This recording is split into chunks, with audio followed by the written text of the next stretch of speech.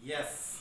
आज हम बात करने वाले हैं उससे नेक्स्ट टॉपिक की यानी एनसीईआरटी की जो पहला चैप्टर है उसमें अपना टॉपिक चल रहा था युग्मक निर्माण। उसके आगे का जो टॉपिक था वो क्या था?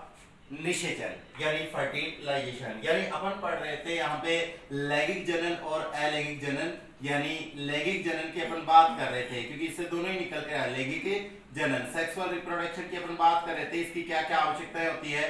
तो अपने पास में क्या था? सबसे पहले अपन ने जनकों का डिटेल से अध्ययन किया था। उसके बाद में अपन ने किसका किया था? अर्धसूत्री विभाजन का। अर्धसूत्री विभाजन का डिटेल से अध्ययन किया था। उसके बाद में अपन ने किसका किया था? युग्मकों का, क्योंकि युग्मक निर्माण की भी क्या होती है? आवश्यकताएं होती है। आज अपन बात करने वाले हैं एक इंटरेस्टिंग टॉपिक की जिसका मतलब होता है यहाँ पे निषेचन। ठीक है ना? किसकी बात करने वाले हैं? निषेचन की यानी फर्टिलाइजेशन की। फर्टिलाइजेशन रिलेटेड अपन कंप्लीटली बातें अपन करने वाले हैं। निषेचन से रिलेटेड अपन कंप्लीटली जानकारी आप लोगों को देने वाले हैं। तो यहाँ फर्टिलाइजेशन पहले कहते किसे हैं, इसकी डेफिनेशन जान लेना बहुत ज्यादा जरूरी रहता है। निषेचन किसे कहते हैं? निषेचन होता है कि नर व मादा युग्मकों के शरीर, एक ही डेफिनेशन सबको मार डालेगी। ठीक है ना? नर व मादा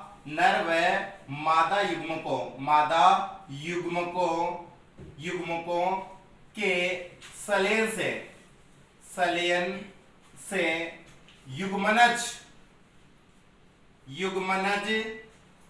का निर्माण करने वाली क्रिया, युग्मनज का निर्माण करने वाली क्रिया क्या कहलाएगी? निषेचन कहलाएगी। ठीक है ना? रियल डेफिनेशन दिया मैंने आज आप लोगों को। ठीक है ना? आप लोगों ने पढ़ा होगा शुक्राणु अंडाणु के सलियन की क्रिया को निषेचन कहते हैं, नर मादा युग्मक के सलियन की क्रिया को निषेचन कहते हैं। लेकिन एक पूरी प्रोसेस अगर देखी जाए, पूरी अगर अभिक्रिया देखी जाए, पूरी अगर निषेचन को, फर्टिलाइजेशन को अगर आपको कंप्लीटली समझना है तो क्या समझना पड़ेगा कि नर युग्मक शुक्राणु व मादा युग्मक, पूरी परिभाषा क्या होगी? अगुणित नर युग्मक शुक्राणु व अगुणित मादा युग्मक अंडाणु, ठीक है ना, के सलियन से युग्मनज, ठीक है ना, द्विगुणित युग्मनज के निर्माण की जो क्रिया होती है उसको ही क्या कहते हैं?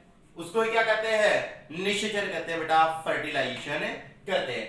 अब फर्टिलाइजेशन होता है, निषेचन होता है, वो होता किस प्रकार से है, कैसे होता है, तो ये भी अपन बात करने वाले हैं। उससे पहले अपन यहाँ पे बात कर लेते हैं, क्या बात कर लेते हैं कि यहाँ पे दो प्रकार का निषेचन है। कौन कौन सा प्रकार का? दो प्रकार का निषेचन है।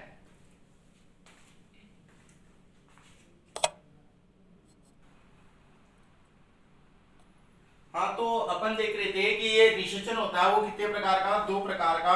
कौन कौन सा? एक तो होता है निषेचन होने की घटना के आधार पर, कौन सा? बाह्य निषेचन। कौन सा बेटा? बाह्य निषेचन, जिसको बाह्य निषेचन को क्या बोलते हैं? External fertilisation. और दूसरा होता है आंतरिक निषेचन। क्या होता है बेटा? आंतरिक निषेचन होता है। आंतरिक निषेचन बोले तो क्या? Internal fertilisation. बाह्य निषेचन का मतलब क्या होता है? शरीर के बाहर, ठीक है ना, शरीर के बाहर, संपूर्ण शरीर के बाहर क्या होता है? बाहर किसका? नर व मादा युग्मकों के सलियन की क्रिया। शरीर के बाहर नर व मादा युग्मकों का सलियन, मादा युग्मक का सलियन, यानी नर व मादा युग्मक का सलियन बोले तो शुक्राणु और अंडाणु का सलियन शरीर के क्या हो रहा है? बाहर हो रहा, तो उसे क्या बोलेंगे? एक्सटर्नल फर्टिलाइजेशन, यानी क्या बोलेंगे? बाह्य निषेचन कहेंगे। और दूसरा अपने यहाँ पे कौन सा बेटा? आंतरिक निषेचन। आंतरिक निषेचन इंटरनल फर्टिलाइजेशन। आंतरिक निषेचन क्या होगा कि शरीर के बाहर क्या, ये चलेगा शरीर के अंदर, शरीर के अंदर, ठीक है ना, अंदर नर व मादा युग्मकों के सलियन की, मादा युग्मक को का सलियन होना, ठीक है ना। यानी सलियन यहाँ पे टर्म्स आप लोगों को ये भी जाना है, यानी मैंने थोड़ी सी डेफिनेशन हटके लिखी है, किस लिए? क्योंकि आप लोगों को पहले इतनी सी टर्म्स है वो याद हो जाए, शरीर के अंदर कौन सी है और बाहर कौन सी है। जो बाह्य है वो बाहर है और जो आंतरिक है वो शरीर के क्या है? अंदर है। और इसी के आधार पर इसके क्या रखे गए हैं? नाम रखे गए हैं। नर युग्मक क्या होता है और मादा युग्मक क्या होता है, ये चीज तो आप लोगों के लिए क्लियर हो चुकी है कि नर युग्मक, पादपों में नर युग्मक, कमेंट करके बताओ बेटा, नर युग्मक, ठीक है ना, पादपों में नर युग्मक का क्या नाम है? आप लोग कमेंट करके बताएं, ठीक है। और इसका अब एक नई टर्म्स अपने सामने आ रखी है बार बार, सलियन। ये सलियन क्या होता है? कुछ बच्चे इसको बोलते हैं कि सर सलियन का मतलब क्या होता है, मिलना होता है। रियल सलियन का मतलब क्या होता है, सह का मतलब तो क्या होता है साथ में, और लयन का मतलब होता है मिलना या घुलना, ठीक है ना। या यूं कह सकते हैं कि जब दो न्यूक्लियो या न्यूक्लियोगेमी, सलियन की जगह अपन दूसरी टर्म्स काम में लेना चाहें तो अपन क्या बोल सकते हैं, न्यूक्लियोगेमी या कैरियोगेमी। होता क्या है कि यहाँ पे ये एन कोशिका और ये क्या होती है, एन कोशिका, ठीक है ना। जैसे ये एन कोशिका हो गई और ये क्या हो गई, एन कोशिका हो गई। इन दोनों कोशिकाओं के केंद्रक जो न्यूक्लियस दोनों आपस में क्या होंगे, फ्यूज होंगे, ठीक है ना, सलित होंगे। स का मतलब साथ में, लेन का मतलब गुलना, यानी इनके क्रोमोसोम होंगे वो एक जगह हो जाएंगे, तो बनने वाली जो कोशिका होगी उसका न्यूक्लियस कैसा होगा, 2n, ठीक है ना। कोशिका में न्यूक्लियस जैसे n और 2n है, ये कौन से अंग को देख करके पता किया जाता है, कोशिका द्विगुणित है या अगुणित है, माइटोकॉन्ड्रिया, हरित लवक, केंद्रक और कोशिका झिल्ली। कमेंट करके बताए बेटा कौन से, ठीक है ना, कौन सी संरचना को देख करके निर्धारित किया जाता है कोशिका अगुणित है या द्विगुणित, माइटोकॉन्ड्रिया, हरित लवक, केंद्रक और कोशिका झिल्ली। तो आप लोग कमेंट करके बता दें कि कौन से अंग को देख करके आप निर्धारित करोगे कोशिका अगुणित है या कोशिका द्विगुणित है। तो यहाँ पे अपन बात कर रहे थे एन और ये एन, ठीक है ना, ये एन हो गया और ये एन हो गया, दोनों एन एन कोशिकाएं, यानी इसको तो बोल सकते हैं अपन नर युग्मक, ठीक है ना, इसको तो क्या बोल सकते हैं, नर युग्मक, और इसको क्या बोल सकते हैं, मादा युग्मक, ठीक है ना, इसको क्या बोल सकते हैं, मादा युग्मक। यानी ये तो हो गया कौन सा, मेल गैमेट की फीमेल गैमेट, ये तो हो गया फीमेल गैमेट हो गया, और ये कौन सा हो गया, मेल गैमेट हो गया, और इन दोनों से किसका निर्माण हो गया, ये जायकोट का। जायकोट बोले तो क्या बेटा, युग्मनज, क्या हो गया, युग्मनज का निर्माण हो गया। तो ये जो युग्मनज बनाने वाली जो प्रोसेस है ये कहां पे संपन्न होती है, सलियन का मतलब समझ गया, यानी दो कोशिकाओं में क्या होना, कैरियोगेमी या न्यूक्लियोगेमी होना, जिनसे अगुणित कोशिकाओं में सलीन होने से एन से क्या निर्मित हो रही है, 2n। तो ये इसका मीन्स रहा, ये होता है सिंपली बाह्य निषेचन और आंतरिक निषेचन। अब अपन जानते हैं बाह्य निषेचन का उदाहरण, क्योंकि आंतरिक निषेचन तो आपने पढ़ा होगा, इसका उदाहरण क्या होता है, बाह्य निषेचन का उदाहरण क्या है। जर्नली में आप लोगों के लिए मेंढक लिख देता हूं, ठीक है ना। मेंढक की अपन बात करें, फ्रॉग की अगर अपन बात करें तो फ्रॉग में एक्सटर्नल फर्टिलाइजेशन पाया जाता है, बाह्य निषेचन पाया जाता है। और आंतरिक निषेचन की मैं सिंपली बात करूं तो किसको ले सकता हूं मैं, मानव को ले सकता हूं, गाय भैंस, ठीक है ना, ऊंट घोड़ा बकरी सबको ले सकता हूं। यहाँ पे बात अपन किसकी कर रहे हैं, अपन मेंढक की। अपन देखते हैं मेंढक में फर्टिलाइजेशन कैसे होता है, निषेचन कैसे होता है, किसमें, फ्रॉग में। फ्रॉग में क्या होता है कि एक्सटर्नल फर्टिलाइजेशन होता है, जिनमें एक्सटर्नल फर्टिलाइजेशन होता है उसकी कुछ विशेषताएं भी होती है। उसमें क्या होते हैं कि जैसे जनरली मादा युग्मक क्या होता है, एक ही होता है ना, जनरली मादा युग्मक क्या होता है, एक अंडाणु या एक ही अंडाणु या एक ही एग सेल होती है, ठीक है ना। लेकिन जिनमें बाह्य निषेचन होता है उनमें क्या होते हैं, मादा युग्मक, मादा युग्मकों की संख्या भी क्या होती है, मादा युग्मकों की संख्या भी क्या होती है बेटा, संख्या भी क्या होती है, अधिक। मादा युग्मकों की संख्या इंक्रीज होती है, ज्यादा होती है, किसमें, एक्सटर्नल फर्टिलाइजेशन में। तो जनरली इसमें अपन क्या बोलेंगे, सामान्यतः, ठीक है ना, सामान्यतः क्या होता है, मादा युग्मक जो रहता है, मादा युग्मक कितना होता है, एक ही होता है, एक ही होता है। सामान्यतः क्या होता है, एक ही होता है, लेकिन इनमें शोर है कि मादा युग्मकों की संख्या क्या होती है, ज्यादा होती है, अधिक होती है, यानी अधिक होती है। अब इस अधिक के लिए अगर आप क्यों होती है कारण पूछ ले जाए कि भाई अधिक होती है तो क्यों होती है, निषेचन की संभावना बढ़ाने के लिए, ठीक है ना, निषेचन की संभावना यानी फर्टिलाइजेशन की पॉसिबिलिटी बढ़ाने के लिए निषेचन की जो संभावना है, ठीक है ना, संभावना बढ़ाने के लिए, ठीक है ना, बढ़ाने के लिए क्या होती है, मादा युग्मकों की संख्या भी क्या रहती है, ज्यादा। और या नर युग्मकों की तो होती ज्यादा, नर युग्मक तो इसमें भी ज्यादा रहते हैं और इसमें भी क्या रहते हैं, ज्यादा रहते हैं। कैसे, फॉर एग्जांपल कि इसमें बाह्य फर्टिलाइजेशन होता है, इसमें आपको यूं मान सकते हो कि बाहर की तरफ फर्टिलाइजेशन की संभावना क्या हो जाती है, कम हो जाती है, क्योंकि इसमें निषेचन की संभावना क्या रहती है, कम रहती है, ठीक है ना। निषेचन की संभावना जो रहती है, संभावना वो क्या रहती है, कम रहती है। और इसमें जो निषेचन की जो संभावना रहती है, निषेचन की संभावना रहती है, संभावना वो क्या होती है बेटा, अधिक होती है। कारण क्या रहता है वो भी मैं बता दूं। जैसे फॉर एग्जांपल, ठीक है ना, फॉर एग्जांपल अपन बात करें, यहाँ पे अपन बात कर लेते हैं कि जैसे मान लो ये शुक्राणु है, ठीक है ना, ये खूब सारे क्या है शुक्राणु है, और ये मान लो अंडाणु किसी बॉडी के अंदर सेफ है, जैसे ये एक बॉडी हो गई और इसके अंदर अंडाणु क्या है, ये सेफ है। सेफ है तो अब ये शुक्राणु क्या होंगे, बॉडी के अंदर जाएंगे तो इनको क्या मिलेगा, एक अंडाणु, सुरक्षित अंडाणु मिलेगा। भाई सुरक्षित अंडाणु मिलेगा तो आराम से ये क्या कर लेंगे, फर्टिलाइजेशन कर लेंगे।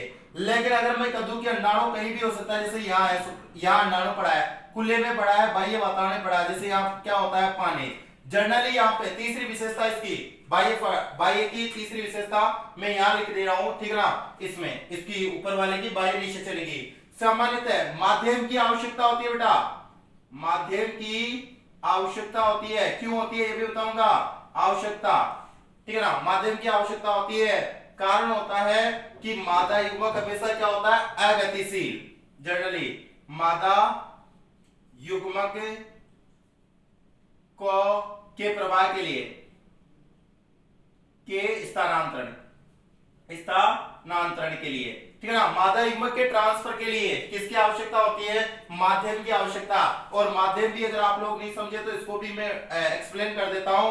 ये हमेशा कैसा होता है, तरल होता है, और तरल में भी हमेशा क्या होता है, जल होता है, यानी जल की आवश्यकता होती है। बायो फर्टिलाइजेशन में जनरली किसकी आवश्यकता होती है, जल की आवश्यकता होती है। तो ये मान लो जल में पड़ा है कौन, मादा युग्मक, और मादा युग्मक इस तरीके से क्या कर रहा है, बह रहा है। अब मान लो एक ही मादा युग्मक है, इसमें ही मान लो इसको हम पढ़े खूब सारे जैसे शुक्राणु है, लेकिन जरूरी थोड़ी है अब इनको कोई दिशात्मक क्षणी, शुक्राणु किधर जाए, मान लो शुक्राणु इधर जाए, अंडाणु उधर निकल जाए, शुक्राणु इधर जाए, अंडाणु उधर निकल जाए, ये इधर आए, ये इधर निकल जाए, इस तरीके से। जरूरी नहीं है कि निषेचन की संभावना क्या हो गई, कम हो गई, लेकिन यहाँ पे फिक्स है। यहाँ पे जैसे मान लो कि ये इस तरीके से अगर अंग है, अगर शुक्राणु इसके अंदर किसी विशेष अंग में अगर छोड़ दिए जाते हैं, जैसे मान लो अपन योनि में शुक्राणु छोड़ देते हैं, तो वो अंडमायुनि में उपस्थित अंडाणु तक क्या हो जाते हैं, पहुंच ही जाते हैं। जैसे अगर इसको आप लोगों को ऐसे नहीं समझ में आ रहा तो मैं और डायग्राम से एक्सप्लेन कर देता हूं, ताकि आप लोगों को बढ़िया तरीके से समझ में आ जाए। जैसे ये वाला भाग हो गया, ये वाला भाग हो गया, किसका हो गया, ये अंडवाहिनी वाला भाग हो गया, ठीक है ना, इसके एक तरफ का बना लेते अपना काम हो जाए बस। ये इस वाला इस तरीके का भाग हो गया। यहाँ पे ये वेजाइनल पोर्शन हो गया। अब यहाँ अपन ने क्या छोड़ दिया, शुक्राणु ला करके छोड़ दिया विशेष अंग, यानी सर्विक्स वाले भाग में। तो शुक्राणु गति करते रहेंगे और इधर से क्या आ जाएगा, अंडाणु। तो ये एक दिशा में जाकर एक विशेष जगह फिक्स तो है ना, कि एम्पुला और स्तमस के संधि स्थल पर या एम्पुला वाले भाग में, ये वाला भाग होता है, इसको क्या बोलते हैं, एम्पुला। खुले हुए भाग को बेटा क्या बोलते हैं, एम्पुला बोलते हैं, ठीक है। हिंदी में क्या बोलते हैं, एम्पुला को तुम्बिका। क्या बोलते हैं बेटा, तुम्बिका। तो एम्पुला और स्तमस के संधि स्थल वाले भाग पर क्या होता है, एम्पुला और स्तमस। स्तमस कौन सा भाग होता है, ये वाला भाग होता है, संकीर्ण पथ बोलते हैं। हिंदी में क्या बोलते हैं इसको, संकीर्ण पथ बोलते हैं, और इंग्लिश में क्या बोलते हैं, स्तमस। क्या बोलते हैं बेटा, स्तमस बोलते हैं, स्तमस बोलते हैं। तो स्तमस और ये एम्पुला, इनका संधि स्थल बोले तो यहाँ वाले भाग में क्या होता है, निषेचन। तो फिक्स तो है ना कि अंडाणु यहाँ अंडवाहिनी में मिल जाएगा, कोई स्टेशन तो है ना, कोई जंक्शन तो है ना। इसको एम्पुला जंक्शन ही बोलते हैं, क्योंकि यहाँ पे अंडाणु और शुक्राणु, अंडाणु वेट करता है किसका, शुक्राणु का। तो यहाँ फिक्स तो है ना कि यहाँ मिल जाएगा। यहाँ जल में थोड़ी जलाशय खूब लंबा चौड़ा है, उस किनारे पे अंडाणु बैठा है और उस किनारे पे क्या बैठा है, शुक्राणु। तो उस किनारे में इस किनारे मिलन हो तो कैसे हो। तो यहाँ पे शुक्राणु अंडाणु से कब निषेचित करे, कोई फिक्स नहीं हो रहा है, ठीक है ना। तो इसलिए यहाँ पे क्या हो रहा है कि यहाँ पे निषेचन की संभावना क्या हो रही है, कम हो रही है। तो अपन क्या करते हैं कि अंडाणु की संख्या बढ़ा दे, वो उस किनारे अंडाणु बैठा है और शुक्राणु इस किनारे बैठा है, लेकिन अंडाणु भी मान लो संख्या ज्यादा हो तो इस किनारे भी अंडाणु, इस किनारे भी अंडाणु, इस किनारे भी अंडाणु, इस किनारे भी अंडाणु।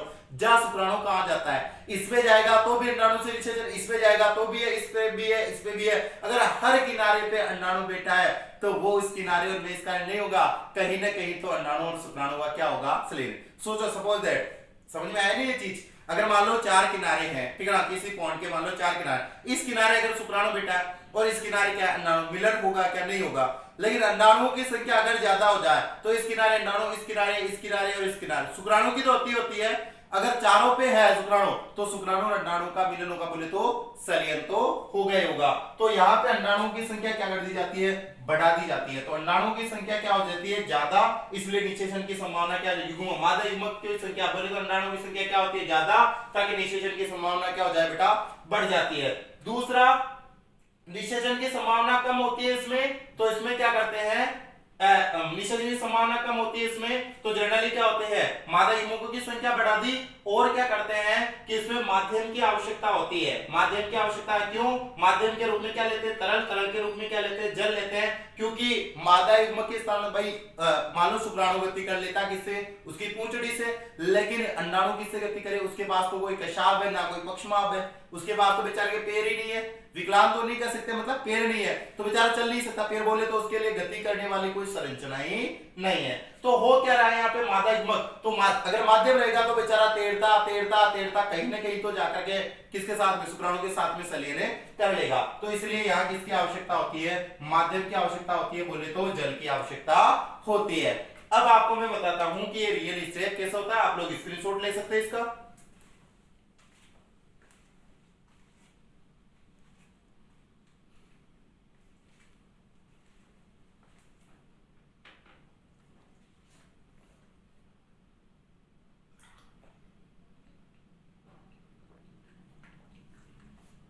हो गया स्क्रीनशॉट।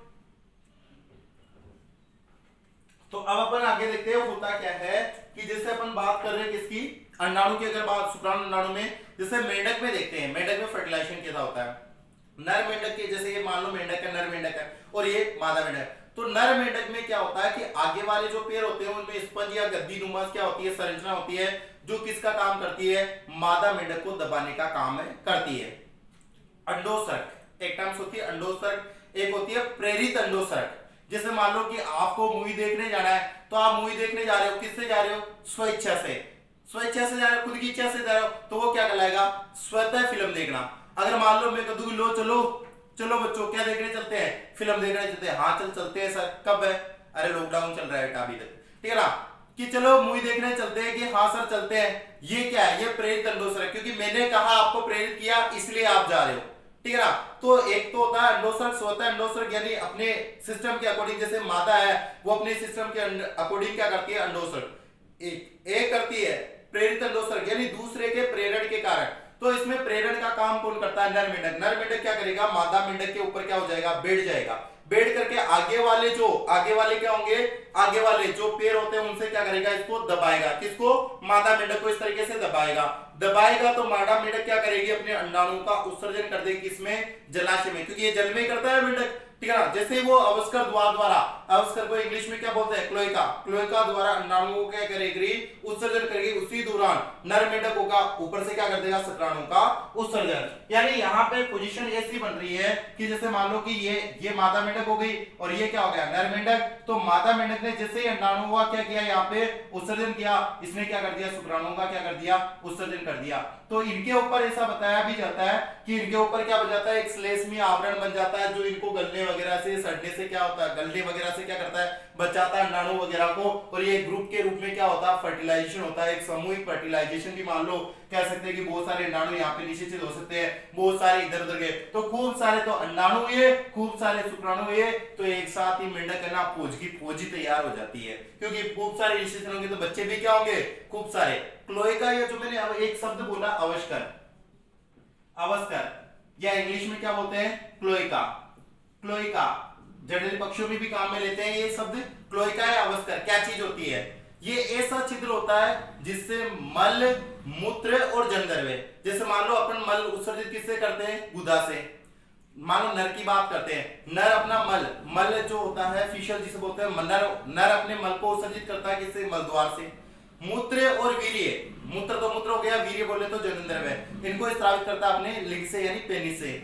मादाएं क्या करती है, मादाएं अपने मादाएं जो मानव मादाएं होती है वो अपने फिशल जो होता है, मल जो होता है उसको तो किससे उत्सर्जित करती है, मलद्वार से।